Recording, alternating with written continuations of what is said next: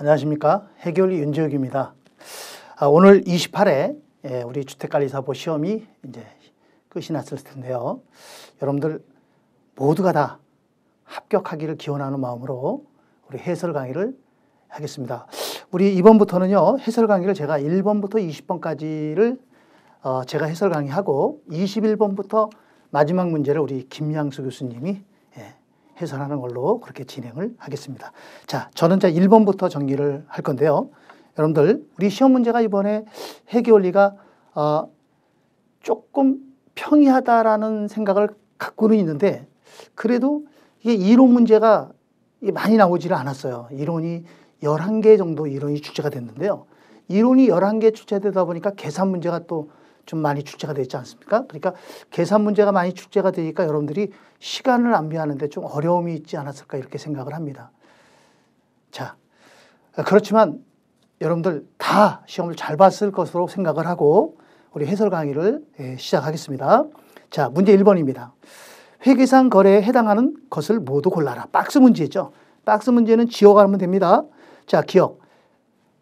종업원을 채용하기로 계약을 하고 급여를 5,000원으로 책정했다. 이거 거래가 아니죠. 지금 우리가 거래를 찾는 거니까 기억은 거래가 아니니까 1번하고 2번은 답이 아닙니다.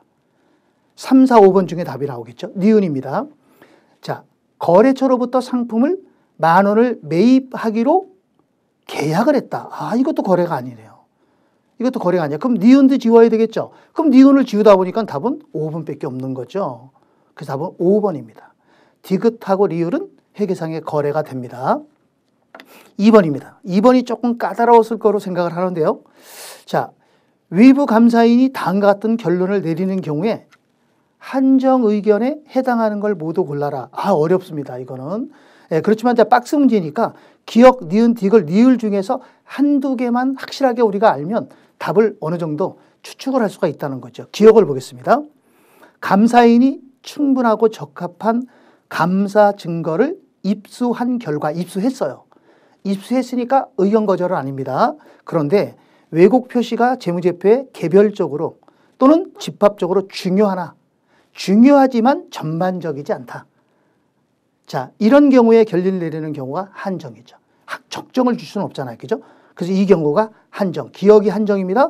자, 그럼 기억 없는 건 지워야죠. 4번하고 5번은 답이 안 됩니다. 4번, 5번은 기억이 없으니까. 그럼 답은 1, 2, 3번 중에서 하나를 찾으면 됩니다. 니은 보겠습니다. 감사인이 충분하고 적합한 감사 증거를 입수한 결과, 입수를 했기 때문에 이거는 의견 거절은 아닙니다. 입수를 했으니까. 자, 왜곡 표시가 재무제표에 개별적으로 또는 집합적으로 중요하며 1번하고 거의 비슷하죠? 동시에 전반적이라고 결론을 내린다. 1번하고 다른 게 뭐예요? 1번은 전반적이지 않지만 2번은 전반적이잖아요. 그럼 이런 경우에는 한정을 줄 수가 없어요. 이런 경우에는 부적정을 주게 되어 있습니다. 그럼 니은자 들어가는 건 지워야 되겠네요. 그러면 1번이 지워지니까 답은 2번과 3번으로 압축이 되겠네요. 디귿 보겠습니다. 자, 감사인이 감사 의견의 근거가 되는 충분하고 적합한 감사 증거를 입수할 수 없었지만, 그러니까 입수는 못했지만 발견되지 아니한 왜곡 표시가 재무제표에 미칠 수 있는 영향이 중요할 수 있으나 전반적이지 않다. 그럼 전반적이지 않으니까 이거는 한정 의견을 줘야죠. 그래서 디귿이 정답입니다. 답은 2번이 정답이에요. 리을 같은 경우는 이거는 의견 거절이죠. 자, 맨 끝에 보면 뭐라고 했어요? 감사 증거를 입수할 수 없다 그랬잖아요. 그러면 감사를 할 수 없으니까 이런 경우에는 의견 거절이 되겠습니다. 자, 3번 보겠습니다. 자, 3번은 한국이 기중에 소모품을 10만 원을 구입을 했대요. 그리고 현재 남아있는 소모품은 9만 원만 남았답니다. 그런데 여기에서 뒤에 말이 중요합니다. 수정 전 시산표상의 소모품 잔액이 12만 원이에요. 그러면 지금 소모품이라는 계정을 그려보면 이 차변 잔액이 12만 원이다 이 얘기예요. 차변 잔액이. 차변에는 뭐뭐 들어가죠? 기초 잔액과 매입액이 들어가잖아요. 구입. 그죠? 그럼 대변도 12만 원이 돼야 되는데 남아있는 기말 잔액은 얼마 남았다? 기말 잔액은 9만 원 남았다. 그러면 얼마가 사용이 된 거죠? 사용된 것은 3만 원이다. 그래서 3만 원을 분개하시면 되죠. 분개는 띠끄면 차변에 대변에 소모품 3만 원. 차변에 사용했으니까 뭐라 그래요? 소모품비 3만 원. 이렇게 분개가 되죠. 자, 그래서 정답은 1번이 정답이 되겠습니다. 자, 4번입니다. 장부 마감 시 원장 기입에 관한 설명으로 옳은 걸 찾으라 그랬어요. 장부를 마감하면요. 자, 이게 장부잖아요. 계정이 이렇게 있잖아요.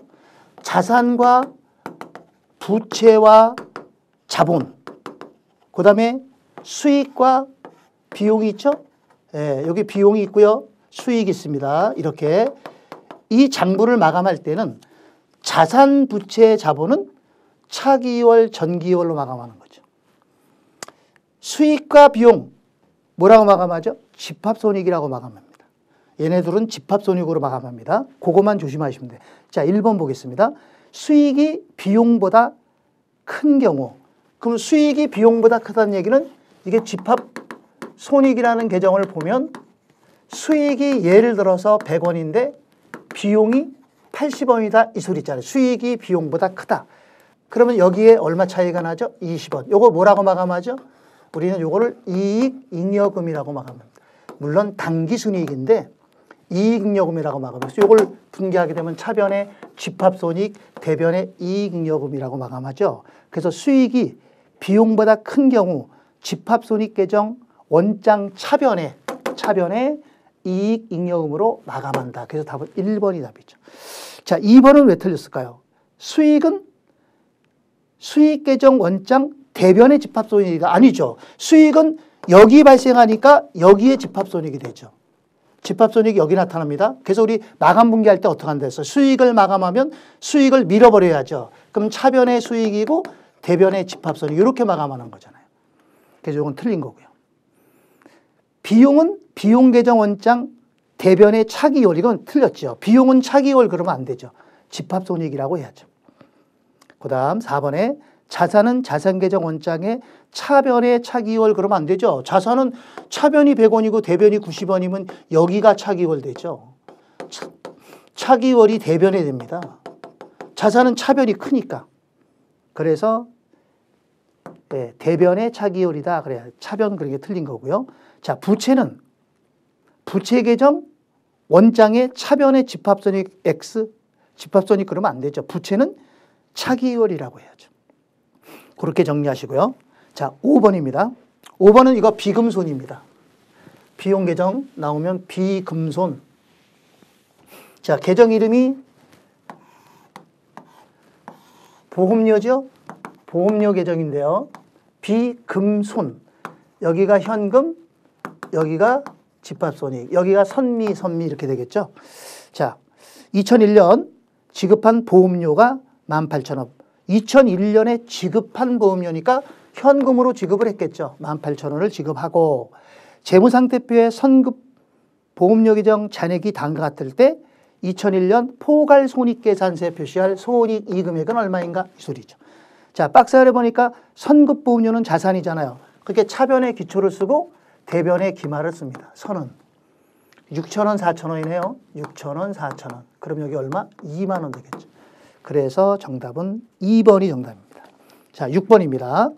일반 목적에 관한 설명으로 옳지 않은 것. 정답만 체크하겠습니다. 정답은 5번입니다.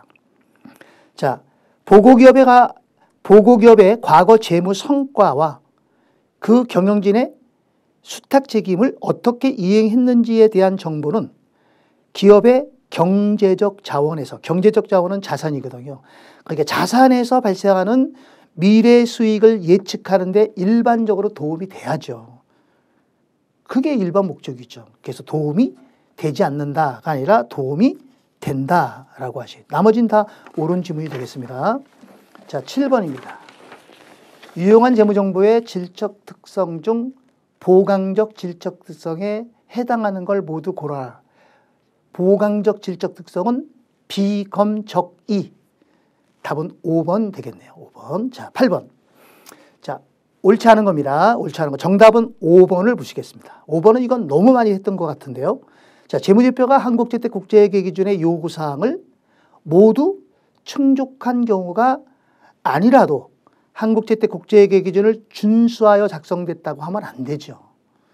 그죠? 이게 틀렸습니다. 준수하여 작성되지 기재해서는 안 된다. 이렇게 돼야 되겠죠. 9번 유동부채로 분류되지 않는 것. 딱 하나 아닙니까? 4번에 이연법인세 자산과 이연법인세 부채는 어떤 경우에도 비유동 항목이라 그랬잖아요. 그래서 답은 4번입니다. 자, 10번입니다. 10번은 소매제고법이에요.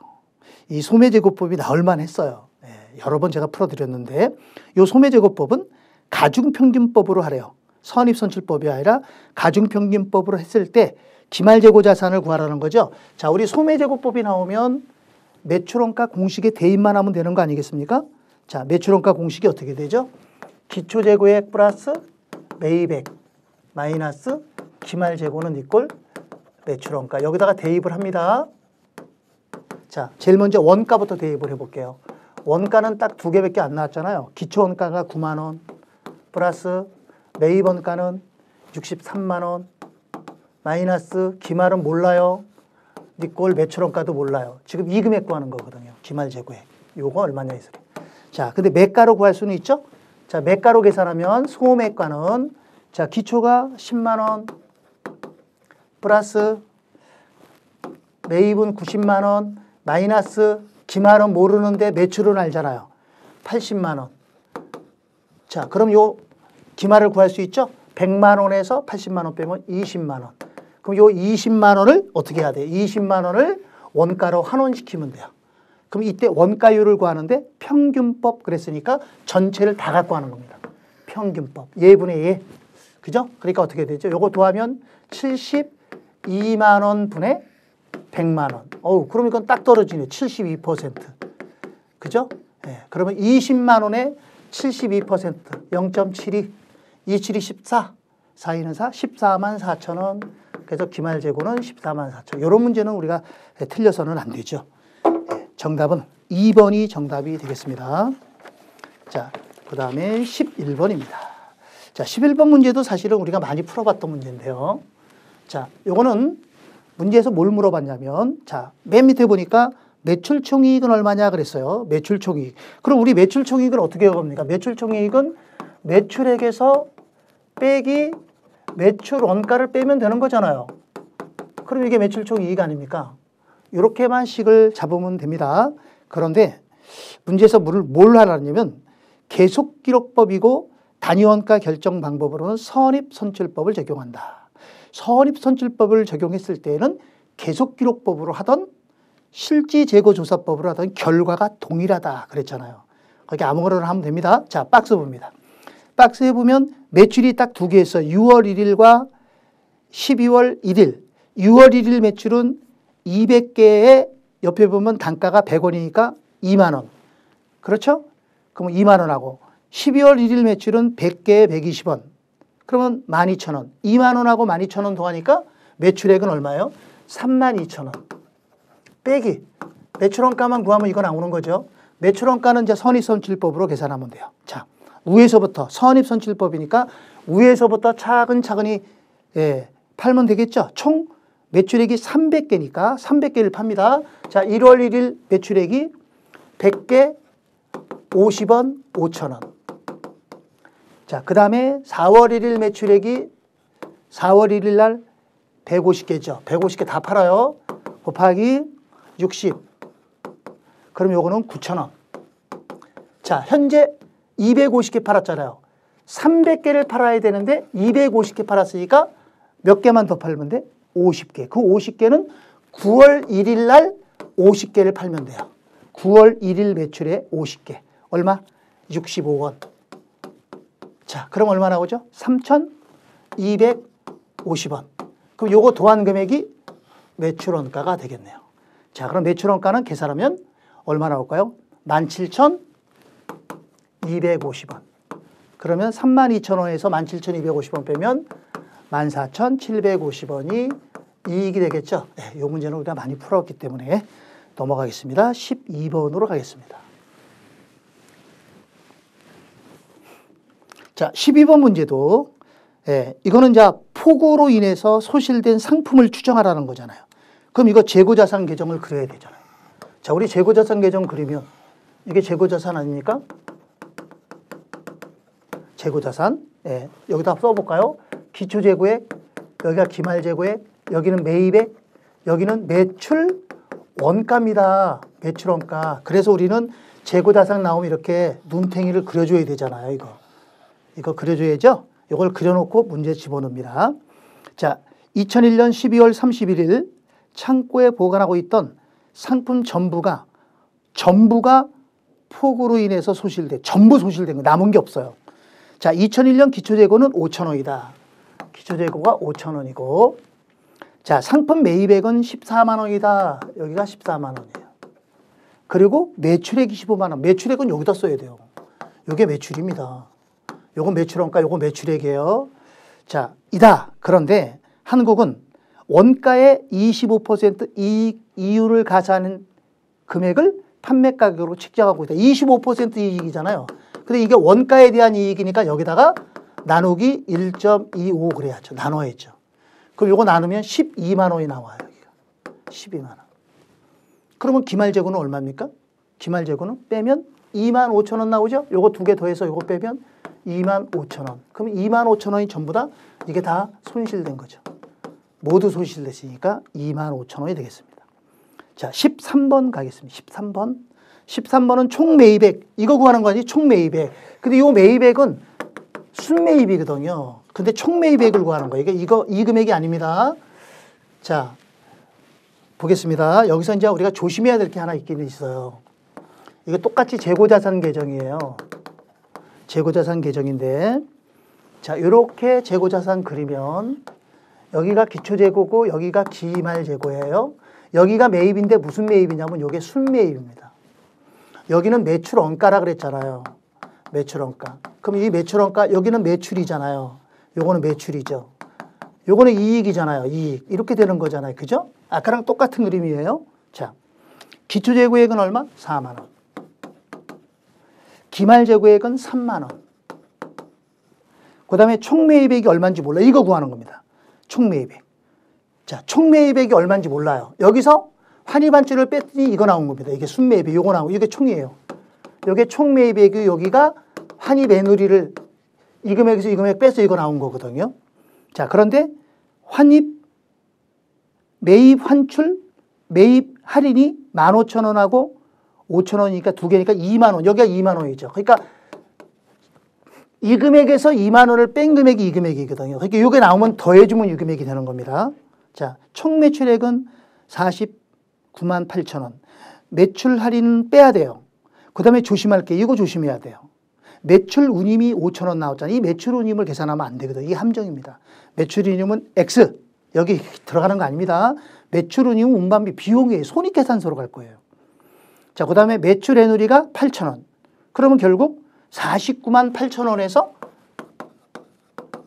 환입한출 애누리가 얼마? 18,000원이죠? 18,000원을 빼면 요 순매출액이 48만 원이라는 거거든요. 순매출액이 48만 원. 그런데 매출총이익이 7만 원 나온 거 아닙니까? 그러면 이 금액에서 이 금액을 더해서 이 금액이니까 빼면 되죠. 여기가 41만 원이 되는 거죠. 그래야 이익이 7만 원 되잖아요. 원가가 41만 원, 매출이 48만 원. 그래서 이익이 7만 원.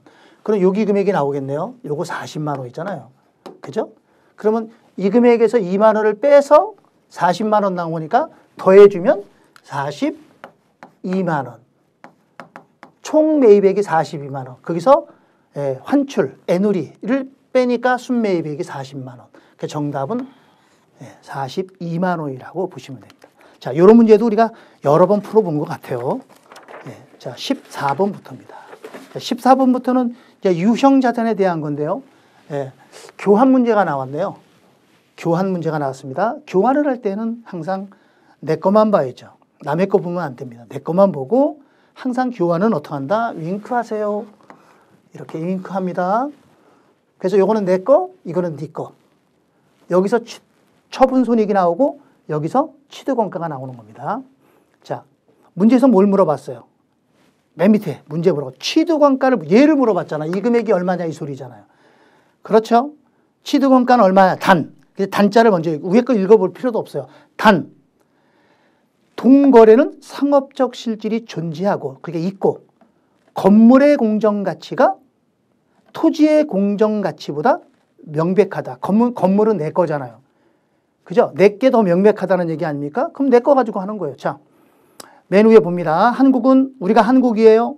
사무용 건물을 대안의 토지와 교환하면서 추가적으로 현금 3,000원을 대안에게 지급했다. 우리가 지급했다는 얘기죠. 자, 교환일 현재 건물의 장부 가격은 3만 원. 취득원가 9만 원, 감가상각 누계 6만 원 빼니까 3만 원. 여기 장부 가격은 3만 원이고 됐죠? 또 토지의 공정가치는 2만 5천 원이다. 교환 시 건물의 공정가치는 4만 원이다. 이게 중요한 거란 말이에요. 건물이 우리 거잖아요. 토지는 남의 거거든요. 그러니까 그건 필요 없는 거예요. 내게 더 중요하니까. 그리고 내게 신뢰성이 높다 그랬잖아. 명백하다 그랬죠? 그럼 내 거 공정가치 얼마? 4만 원이다. 그러면 처분 손익이 얼마냐 그러면 그냥 만 원이 되는 겁니다. 처분 손익은 만 원. 근데 취득원가를 물어봤으니까 얘가 가해져. 이렇게 가면서 우리가 현금 3,000원을 줬으니까 3,000원을 주면 돼요. 그래서 얼마짜리? 4만 3천 원짜리 이렇게 되는 거죠. 그래서 취득원가는 4만 3천 원 보시면 됩니다. 자, 15번입니다. 15번은 이거는 재평가예요. 토지의 재평가죠. 예. 자, 토지의 재평가가 나오면 어떻게 하죠? 수평선에 파도를 그려주면 되는 겁니다. 2001년 초 토지 7만 원에 취득했어요. 자, 7만 원짜리를 취득했죠? 수평선 그려주고. 자, 그랬다가 재평가 모형을 적용해서 매년 재평가를 한다. 토지의 공정가치가 다음 같을 때 2002년 말 재무상태표에 기타 포괄손익 누계액으로 표시될 재평가 잉여금을 물어봤잖아요. 재평가 잉여금은 요 선 근거 위에가 재평가 잉여금이 아래는 당기손익이에요. 그러니까 위에 걸 물어보는 거예요. 자, 그러면 이제 그림을 그립니다. 2001년 말에 7만 원짜리가 얼마 됐어요? 6만 5천 원으로 떨어졌다가 2002년 말에 이게 8만 원으로 올라갔잖아요. 그죠? 그럼 2002년 여기거든요. 여기서 요거 차이 나는 거 얼마? 플러스 5천 원. 여기서 요거 차이 나는 거 얼마? 플러스 만 원. 요 플러스 5천 원은 당기손익. 플러스 만 원 요거는 기타 포괄손익. 요걸 얘기하는 거. 재평가 잉여금은 얘입니다. 재평가 잉여금은 요겁니다. 그래서 정답은 만 원이 정답이 되겠습니다. 자, 16번. 잔존가치가 변동하지 않는다고 가정할 때 잔존가치가 일정하다는 얘기죠. 자산의 내용연수 동안 매 기간, 이게 중요한 거예요. 매 기간, 매년 일정액의 감가상각액을 계산하는 방법. 매년 똑같은 감가상각. 이거는 그냥 답 주는 거 아닙니까? 답 1번이잖아요. 정액법. 답 1번입니다. 네, 17번으로 갑니다. 자, 17번 문제는 문제를 보니까 감가상각비를 물어봤잖아요. 우리 감가상각비를 물어보면 어떡하죠? 취잔내방. 취잔내방 그래야죠. 자, 읽어볼게요. 한국은 2001년 초에 본사 건물 내용연수가 4년 잔존가치가 0 정액법 원가 모형. 자, 10만 원에 취득을 했어요. 취득원가는 10만 원. 자, 그 다음에 잔존가치는 0 내용연수는 4년. 무슨 법이요? 정액법. 자, 그럼 우리가 정액법으로 상각을 합니다. 자, 10만 원 요거 빼야죠. 정액법은 감가상각 대상금액이니까 10만 원에서 4년을 나누면 1년에 2만 5천 원. 1년에 2만 5천 원씩 감가상각하는데 지금 얼마나 사용했나요? 몇 년 지났나요? 그랬더니 두 번째 줄에 한국은 2002년 초에 그럼 딱 1년 썼잖아요. 건물에 대해서 15,000원의 지출을 하였고 이는 자산의 인식요건을 충족한다. 여기까지. 됐어요? 그럼 1년 썼으니까 일단 25,000원 감가상각한 거 빼야죠. 그리고 여기다가 플러스 추가적 비용 얼마? 15,000원은 더해줘야죠. 추가 비용. 이거 자산 인식 요건을 충족하니까. 그러면 새로운 장부 금액은 얼마가 될까요? 새로운 장부 금액은 9만 원이 됩니다. 자, 그리고 이 잔존가치가 변동을 했어요.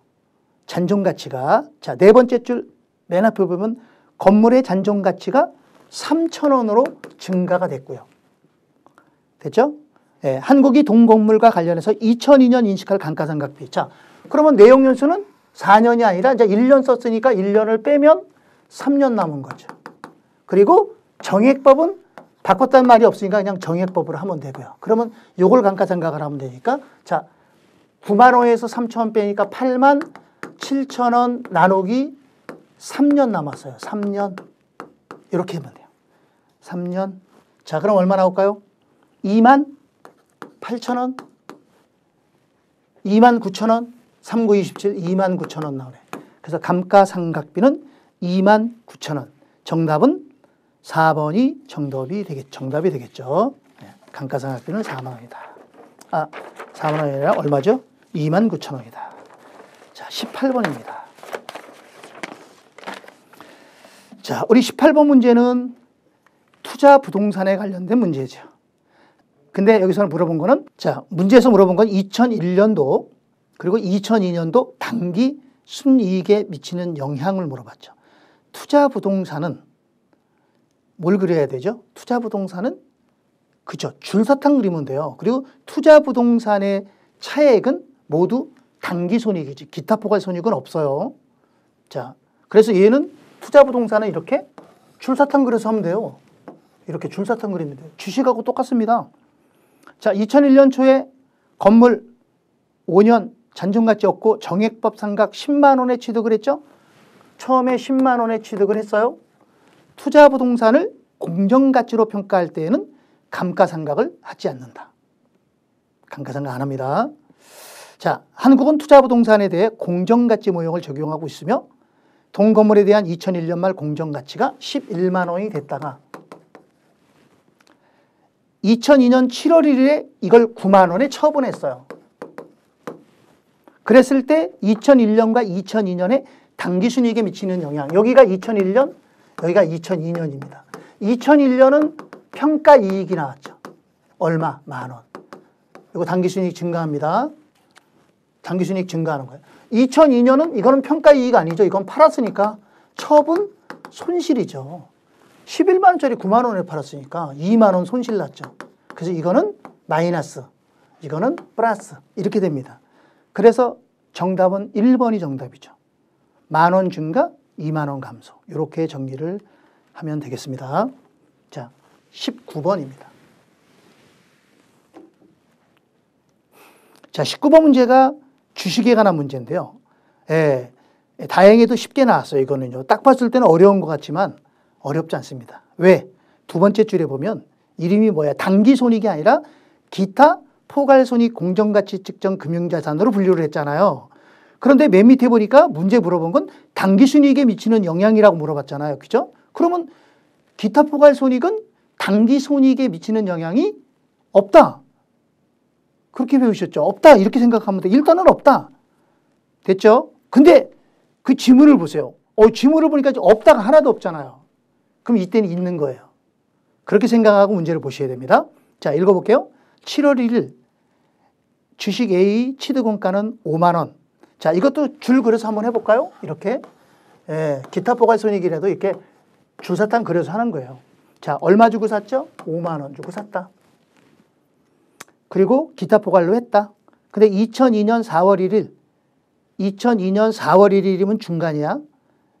관련해서, 주식과 관련해서 1,000원의 현금 배당을 수령했대요. 현금 배당금 얼마 받았어요? 1,000원 받았네요. 이게 2002년이에요. 2002년에 예, 현금 배당금 받았습니다. 4월 1일 날. 그리고 2002년 12월 1일에 A주식 5만 5천 원 전량 팔아버렸네요. 5만 5천 원에 처분했습니다. 처분. 그렇지만 어떻게 처분해야죠? 기타 포괄손익은 평가하고 난 다음에 이렇게 처분하잖아요. 이거는 평가 이익이고요. 5천 원이. 이거는 처분이익이에요. 그럼 처분이익은 없는 거죠. 자, 그리고 기타 포괄손익에서 처분했을 때 수수료가 들어갔어요? 안 들어갔어요? 안 들어갔잖아요. 수수료가. 그러면 여기는 단기손익이 없는 거지. 단기손익은 요거만 있는 거지. 요거 수익이니까.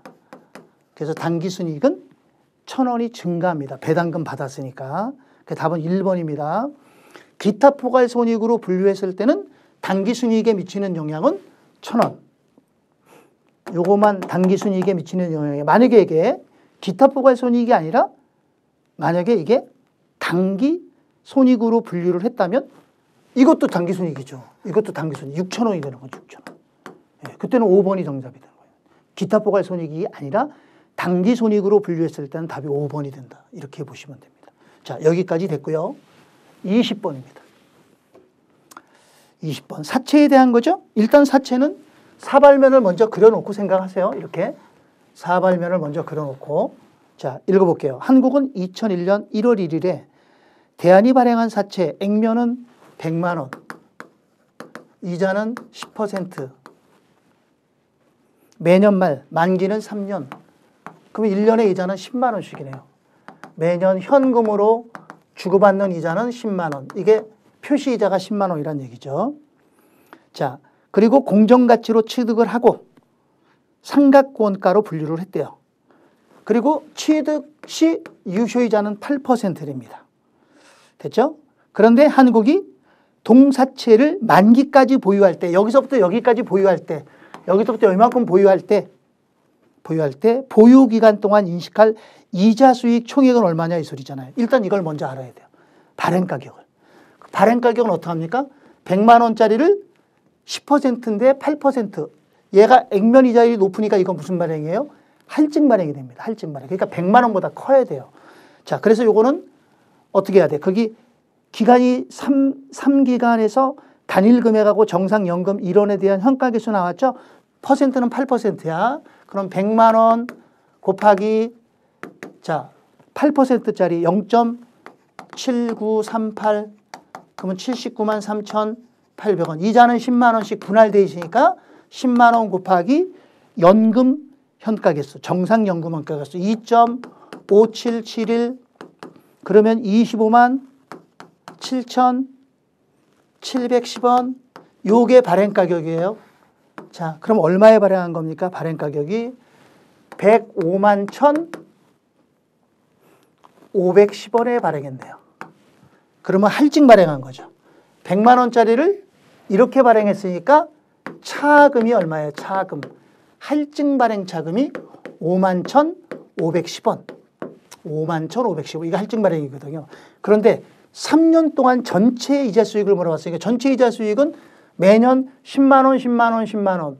3년 동안 30만 원 이자를 받는데 여기서 미리 받은 거 있잖아요. 이걸 빼는 겁니다. 5만 1,510원을 빼야 돼.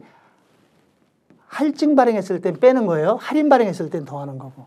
그럼 요거 계산하면 24만 8,490원. 요게 3년 동안 받는 전체 이자 수익이 되겠습니다. 자, 여기서 이제 20번까지 제가 풀었는데, 21번부터는 우리 김양수 교수님이 자세히 해설을 해드릴 겁니다. 자, 모쪼록 여러분들 고생도 많이 하셨고, 오늘 아침에 비가 조금 오기는 했지만, 날씨가 많이 좋아졌어요. 여러분들 모두 다 웃는 그런 하루가 됐으면 합니다. 여러분들 고생 많이 하셨습니다. 감사합니다.